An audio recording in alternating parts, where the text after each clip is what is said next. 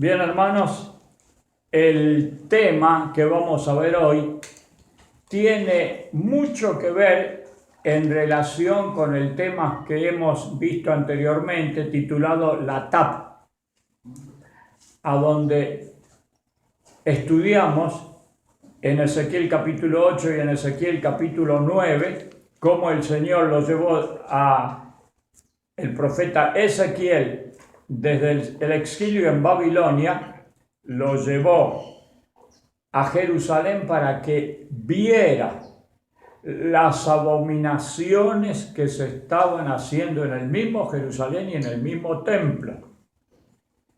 Bueno, el tema de hoy tiene mucho que ver con aquello. Y el primer texto que vamos a ver está en el Evangelio de Mateo, capítulo 23.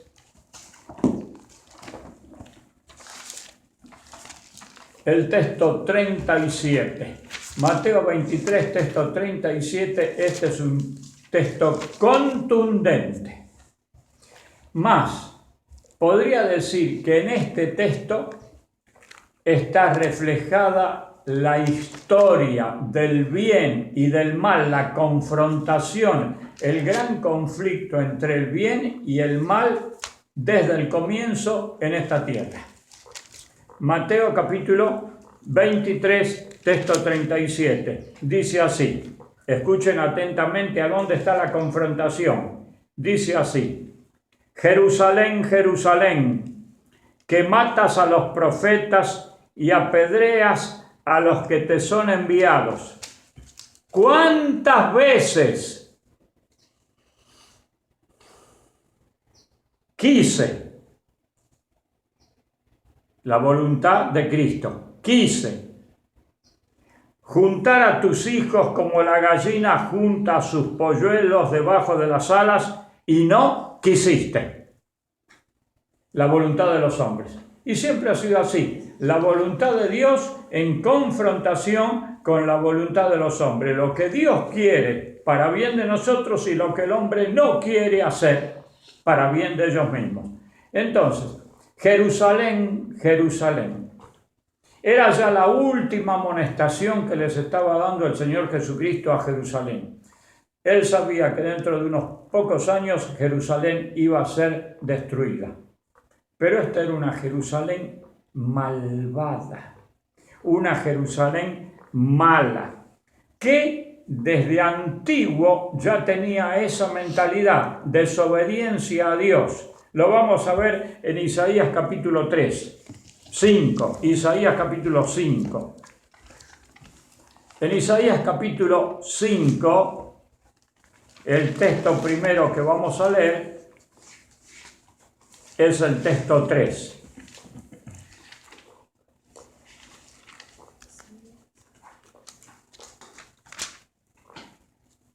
La historia de antes de llegar a este texto, el 3, es que el Señor había deseado tener una viña. Había buscado el mejor terreno, le había sacado las piedras, la había abonado, le había preparado la mejor tierra para que esta viña diera muchos frutos y frutos ricos, frutos deliciosos. Y entonces el texto 3 dice así: ahora pues, habitantes de Jerusalén y varones de Judá, juzgad ahora entre mí y mi viña. ¿Qué más se podía haber hecho a mi viña que yo no lo haya hecho en ella? ¿Cómo esperando yo que diese uvas, ha dado agrazones? Otras versiones dice, ha dado uvas agrias. Él esperaba lo mejor de Jerusalén, él esperaba lo mejor de esa viña. Pero dice que cuando fue a probar a las uvas eran agrias, uvas que no servían. Y entonces él dice, ¿cómo puede ser esto? Yo lo mejor de lo mejor que podía haber hecho para que diera buenos frutos y me ha dado uvas agrias. Entonces sigue ahora el texto 7. Ciertamente la viña de Jehová de los ejércitos es la casa de Israel. O sea que el símbolo ahí se está encontrando con la realidad. El símbolo es la viña, pero la realidad es la casa de Israel. Y los hombres de Judá, planta deliciosa suya, esperaba justicia y he aquí violencia, rectitud y he aquí alaridos. Todo lo contrario a lo que él esperaba le había dado ese pueblo, el pueblo de Israel. Y él había hecho lo mejor para ese pueblo. Faltaba aún todavía lo más malo, el sumum de lo mejor, que era dar a su Hijo Jesucristo. Pero hasta ahora no, tiempo ya de Isaías, hasta ahora no daba resultado. Después nosotros ya nos trasladamos al tiempo de Ezequiel y vemos que pasaba lo mismo. Y ya nos trasladamos a los tiempos del mismo Señor Jesucristo y vemos las palabras del Señor Jesucristo: Jerusalén, Jerusalén, ¿cuántas veces quise? Bueno, y ahora vamos a ver en el mismo capítulo cuál era la gran confusión, no que tenían ellos en la mente, sino que hacían la gran confusión. Vamos a leer el texto del 20 al 24, siempre en el capítulo 5. Ay de los que al mal llaman bien, y al bien mal, que hacen de la luz tinieblas, y de las tinieblas luz, que ponen lo amargo por dulce, y lo dulce por amargo. Ay de los sabios en sus propios ojos, y de los que son prudentes delante de sí mismos. Ay de los que son fuertes para beber vino y hombres de vigor para mezclar bebida, los que justifican al impío mediante soborno y al justo quitan su derecho. Y termina el 24. Por tanto, como la lengua del fuego consume el rastrojo y la llama devora la paja, así será su raíz como podredumbre, y su flor se desvanecerá como polvo. ¿Por qué? Porque desecharon la ley de Jehová de los ejércitos y abominaron la palabra del Santo de Israel. ¿Por qué? ¿Por qué fue todo eso? ¿Por qué esperando uvas dulces dio uvas agrias? ¿Por qué? Porque acá te dice, desecharon la ley de Jehová y abominaron la palabra de Dios. Cuando llegamos a los tiempos del Señor Jesucristo, acabamos de verlo, era exactamente lo mismo. ¿Cuántas veces quise? Y ustedes no quisieron. Se le había terminado el tiempo, se le había terminado. Todavía van a tener unos pocos años más, pero se le había terminado el tiempo. Pero ahora vamos a ver algo interesante. Vamos al Evangelio de Lucas, en el capítulo 24, del texto 49 al 53. Ya Jesucristo había muerto, pero también estaba resucitado, y les dice así, 49 al 53. He aquí que yo voy a enviar sobre vosotros la promesa de mi Padre, pero vosotros quedaos en la ciudad hasta que seáis revestidos de poder. Poder. No ganas de hacerlo, sino poder para que lo hagan. Desde lo alto. Y los sacó afuera hasta Betania y alzando sus manos los bendijo. Y aconteció que mientras los bendecía se fue alejando de ellos e iba siendo llevados arriba al cielo. Ellos, después de haberle adorado, se volvieron a Jerusalén con gran gozo y estando siempre en el templo alabando y bendiciendo a Dios. Amén. Cosa rara que el Señor Jesucristo, viendo que Jerusalén era una ciudad tan mala, le haya dicho a los discípulos: ustedes se quedan acá en Jerusalén, no se vayan hasta que yo les diga. Entonces, dentro de Jerusalén, la mala, había un grupo de personas que eran buenos, obedientes a la palabra de Dios. Vamos a verlo eso ahora en Hechos capítulo 1. Pasamos de Lucas al libro de Hechos capítulo 1. Vamos a leer del 2 al 5.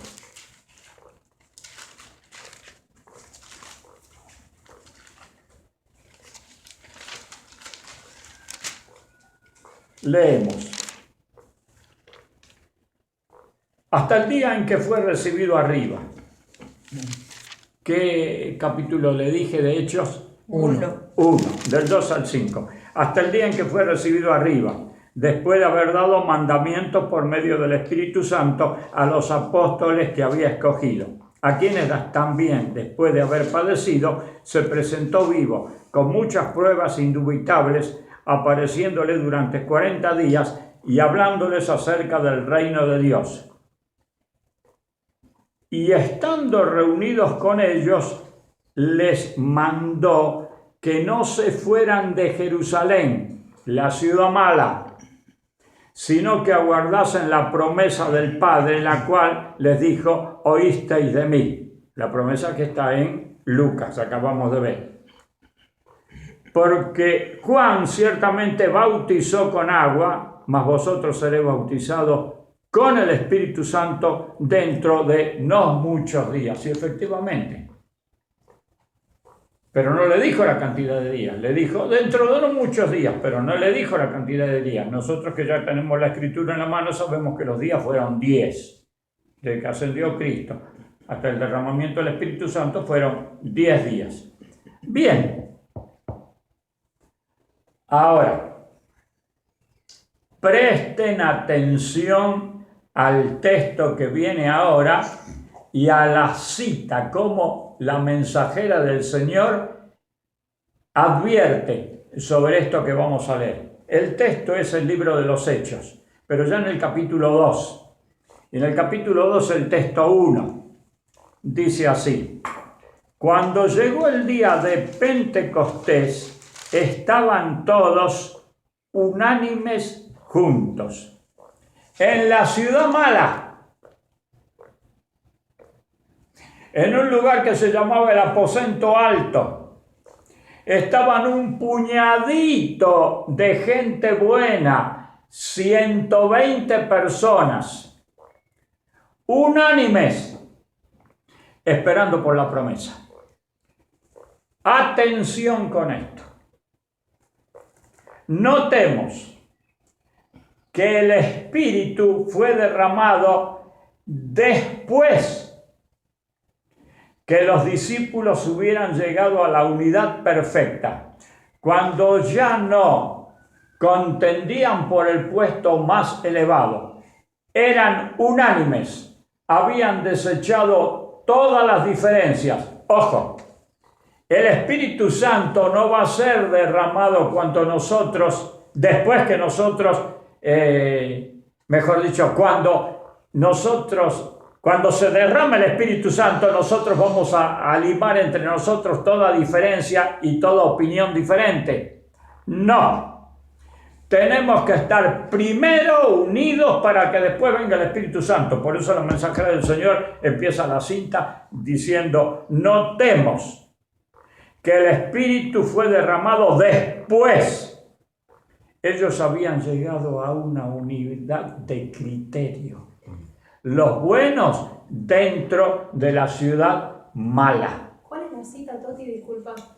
Está en Joya de los Testimonios, tomo 3, página 211. Gracias. Bueno, después que ya entendemos esto, vamos a ver qué pasó. Les dije cuál era el tema, el nombre del tema que íbamos a ver hoy. No les dije, se los digo ahora. Un nombre un poco raro, pero es el nombre. El tema se llama El Estruendo.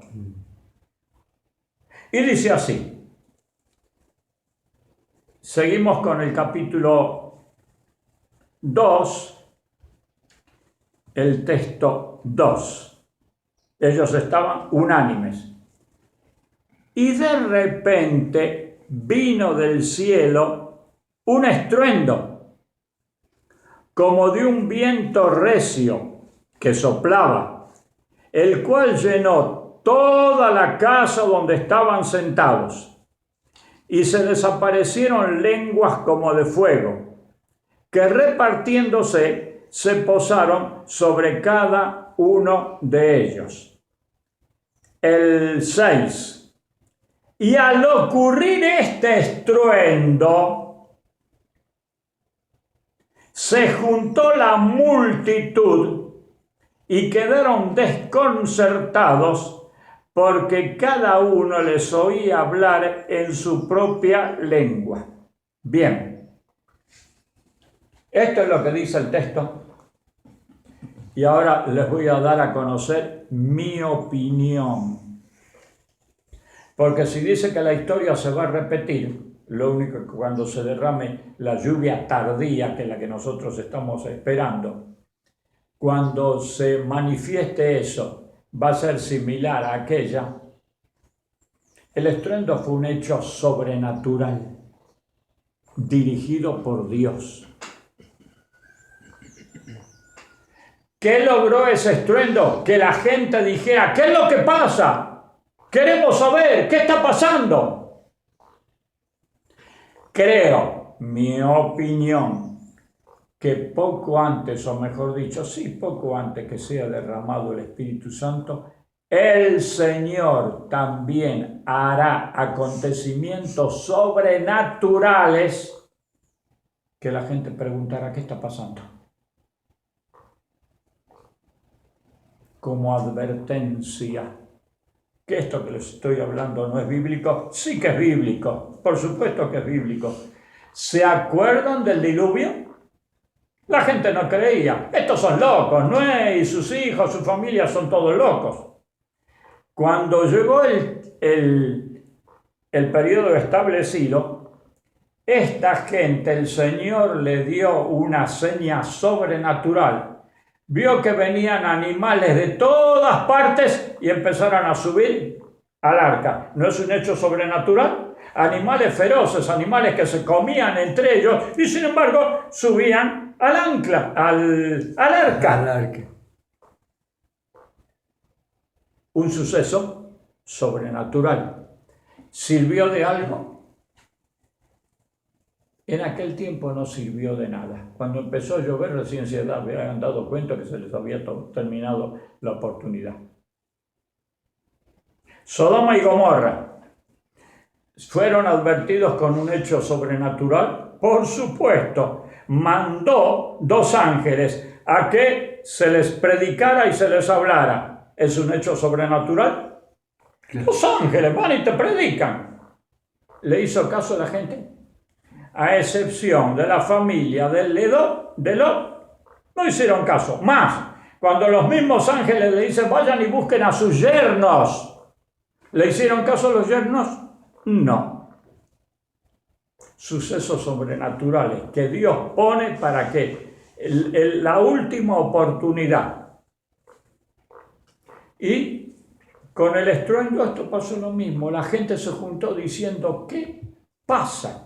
Ahora vamos a ver algo interesante. Nos dice el texto 6. Vamos a ver el texto 12.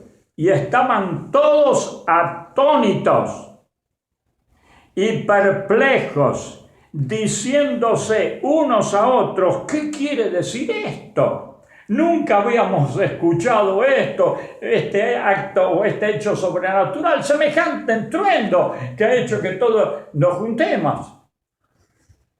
Pero el texto que sigue es terrible. Mas otros burlándose decían, están llenos de mosto. ¿Habían escuchado ellos el estruendo o no?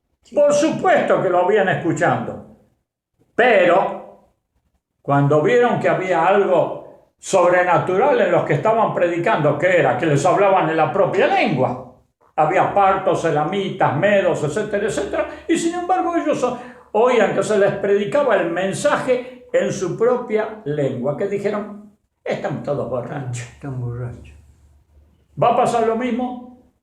Lo que ocurrió va a volver a ocurrir. Eso no tengan la menor duda. Habrá borrachos, habrá algunos que dirán estos locos, fanáticos, borrachos, drogados.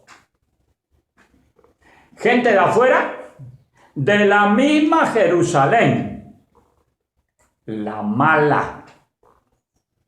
Provocaban a aquellos que les estaban predicando, que eran los buenos, los que el Señor había elegido.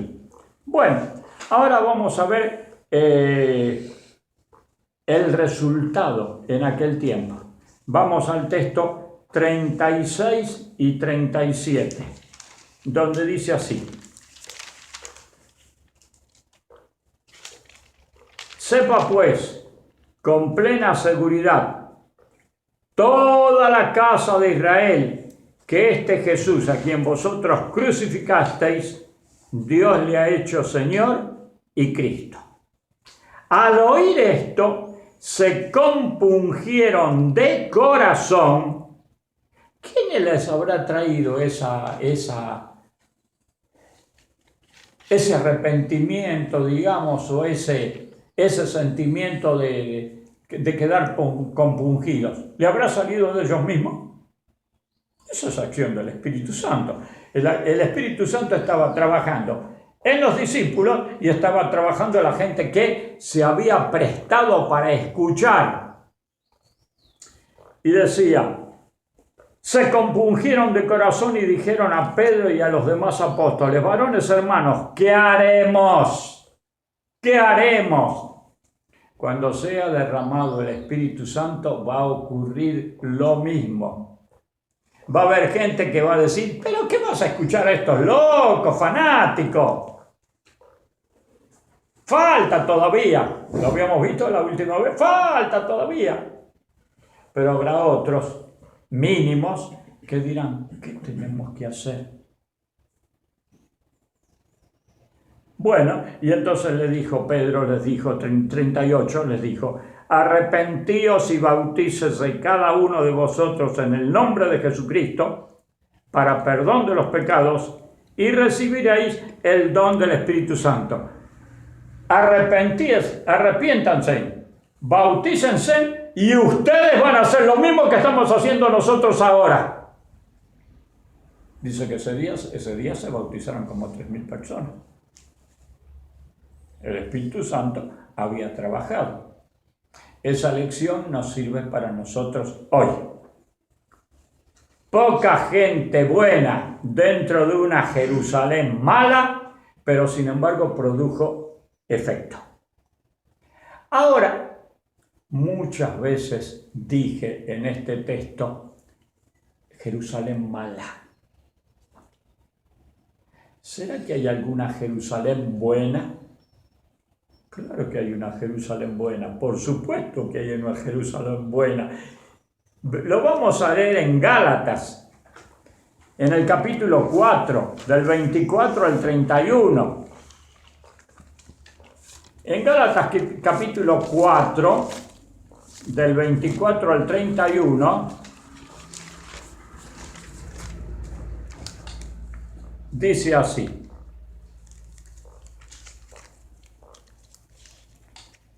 Está hablando de el hijo de Abraham por la fe y lo compara al hijo de Abraham según la carne, aquellos que no confiaron en la promesa, sino que quisieron hacer las cosas por sí mismos. Gálatas capítulo 4. Dice que estos dos hijos o estas dos mujeres, Sara y Agar, son expresiones alegóricas, pues estas mujeres representan dos pactos. El uno proviene del monte Sinaí, el cual engendra hijos para esclavitud. Esta es Agar, porque Agar es el monte Sinaí en Arabia y corresponde a la Jerusalén actual. pues ésta, junto con sus hijos, está en esclavitud del pecado.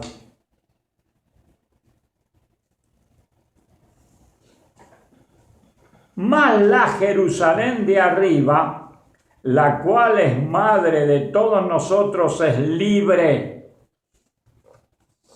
del pecado. Hay una Jerusalén buena.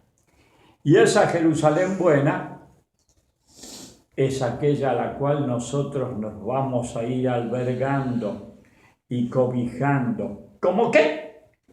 Como los pollitos que se juntan debajo de la gallina. Y ahí, en esa Jerusalén buena, nosotros estamos siendo anotados. ¿Quién lo dice eso? Eso lo dice Hebreos en el capítulo 12. Aquellos dicen que están inscritos en el libro que está en el cielo. Los buenos, poquitos, en una Jerusalén mala. Vamos a ver ahora si esto que estoy hablando, que fue en los tiempos apostólicos, primer siglo de nuestra era, se presta para nosotros hoy. Vamos a Hechos capítulo 2,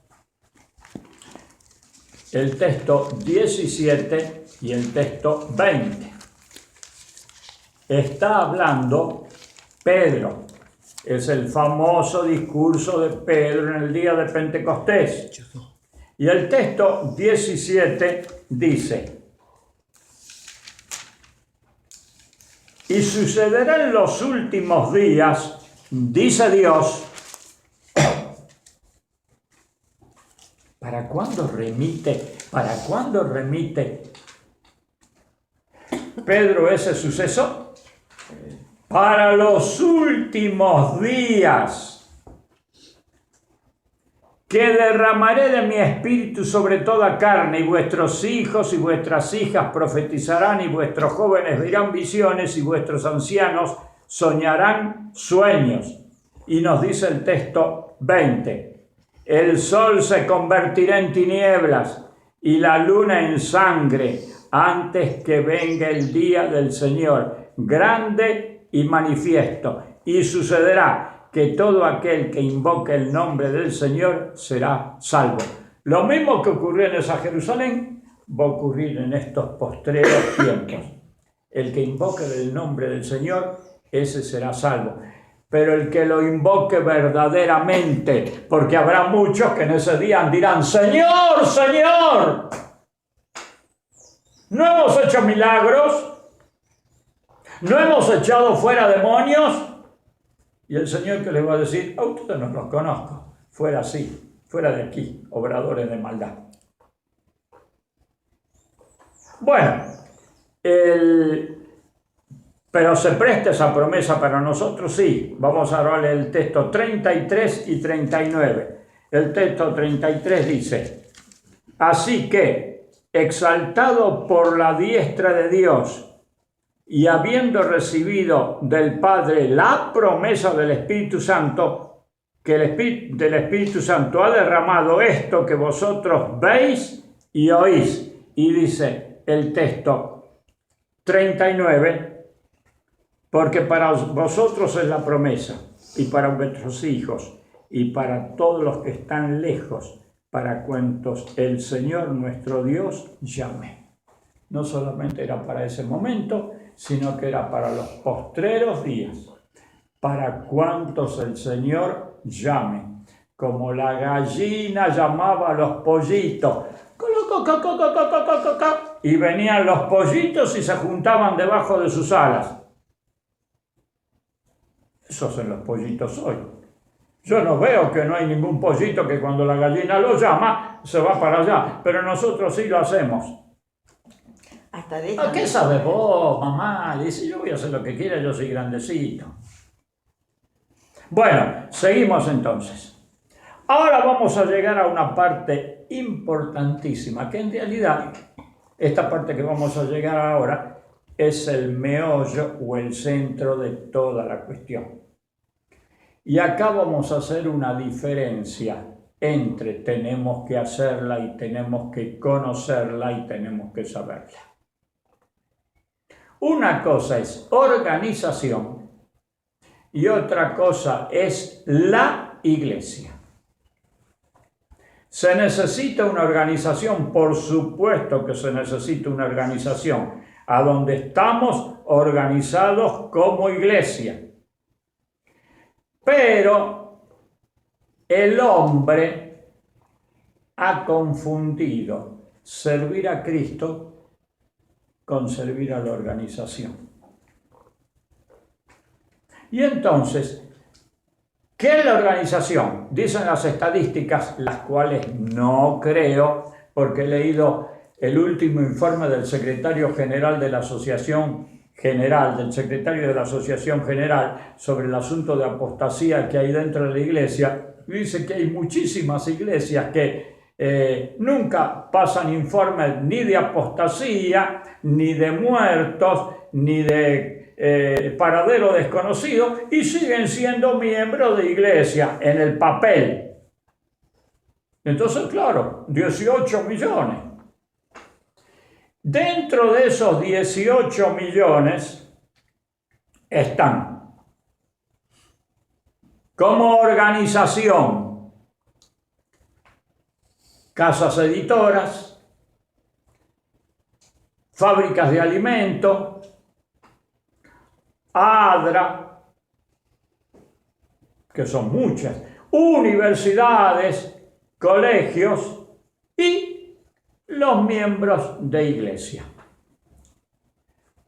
Esa organización alberga un montón de gente, a los que son nada más que adoradores y a los que dicen que adoran pero trabajan para la organización.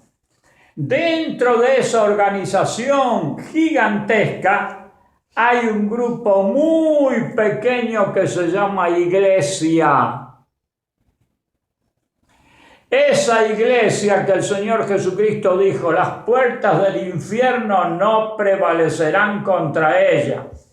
Y esa iglesia que en Apocalipsis capítulo 1, cuando habla de las 7 iglesias, dice el mensajero que por esa iglesia, en el caso nuestro la última, la Odisea, Cristo derramó su sangre, dio su vida por esa iglesia. La iglesia, un grupo pequeño, manada pequeña dentro de una organización de millones. Una cosa, nunca confundamos organización con iglesia. Dentro de la iglesia, muy poquitos. Dentro, fieles al Señor. Dentro de la organización, miles. Con ideas raras, algunos. Con propósitos dañinos, algunos. ¿Esto que les estoy diciendo es nuevo? No, no es nuevo porque es bíblico. El Señor Jesucristo, por ejemplo, hablando de los pastores, dijo, hay pastores. ¿Cómo se los identifica? Dan su vida por las ovejas. Y hay otros que son asalariados. Trabajan por un sueldo, pero cuando ven venir al lobo, disparan, porque la vida de la oveja no le interesa. Lo que le interesa sí es que cuando llegue fin de mes, ahí está su sueldo. Está un medio de vida que han elegido. En las universidades con los profesores pasa lo mismo, Entre los administradores pasa lo mismo. Ahora, entre ellos, ¿hay hermanos fieles? Por supuesto que hay hermanos fieles, hermanos consagrados, pero en la minoría. No confundan nunca organización con iglesia. Organización es una cosa y la iglesia es otra cosa. Bien, en el Evangelio de Juan, en el capítulo 4, del 21 al 23,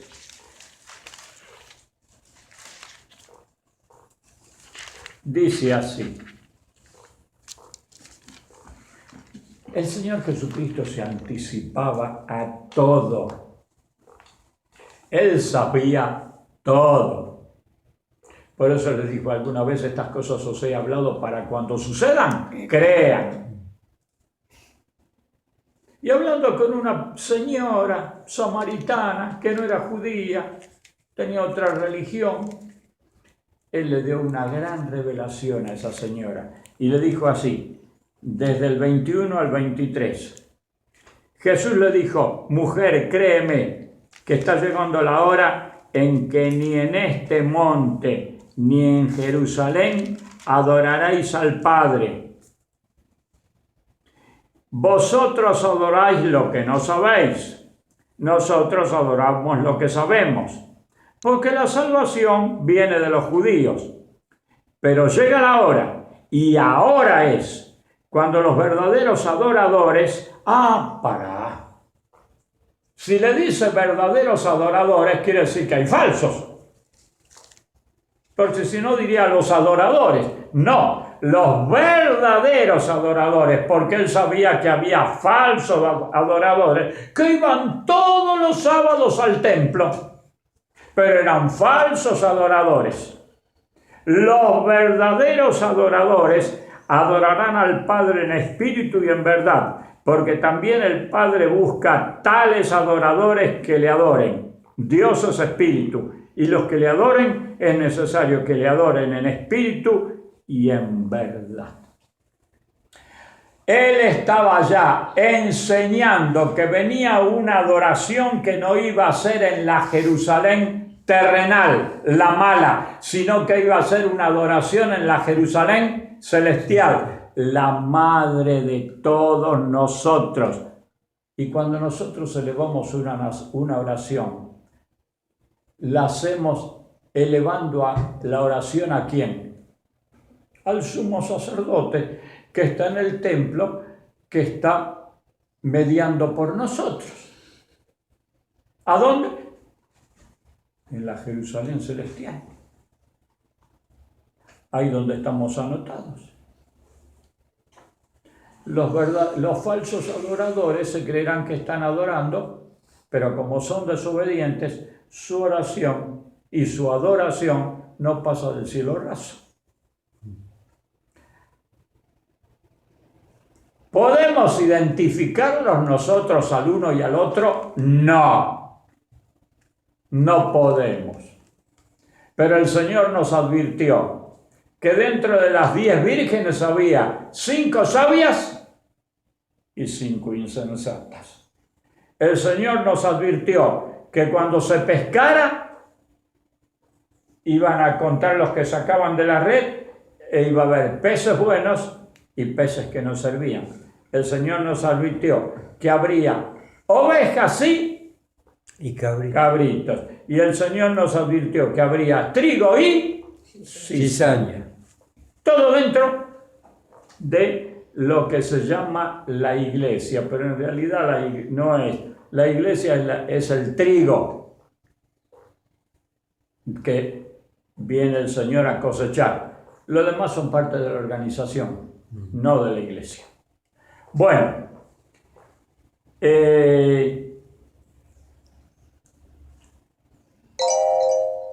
en Efesios capítulo 1, texto 13,